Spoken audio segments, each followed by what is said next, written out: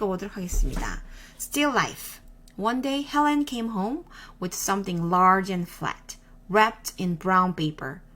Look what I bought today, she said excitedly as she tore off the paper. A painting to go over the living room couch. Fruit in a bowl, Max said with a shrug. Big deal. This is fine art. It's called a still life. Helen explained, and I think it's lovely. I dashed over to examine the painting, marveling at the colors and shapes. See, said Mac's wife, Ivan likes it.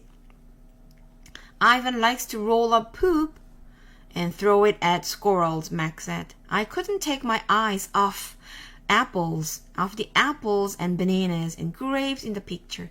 They looked so real, so inviting, so edible.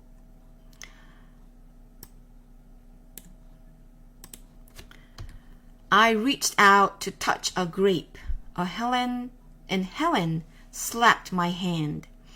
Bad boy, Ivan, don't touch. She jerked her thumb at Mac. Honey, go get a hammer and a nail, would ya? While Mac and Helen were busy in the living room, I wandered into the kitchen. A cake covered in thick chocolate frosting sat on the counter. I like cake, love it, in fact, but it wasn't eating I was thinking about. It was painting. The frosting peaked and dipped like waves on a tiny pond. It looked rich and gooey, dark and smooth. It looked like mud.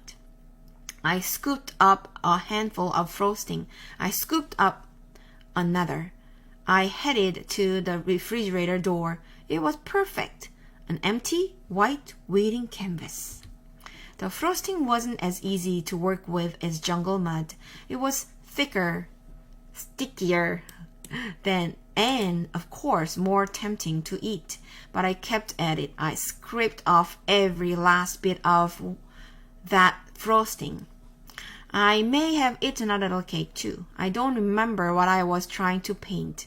A banana, most likely. I suppose I know I was going to get in trouble.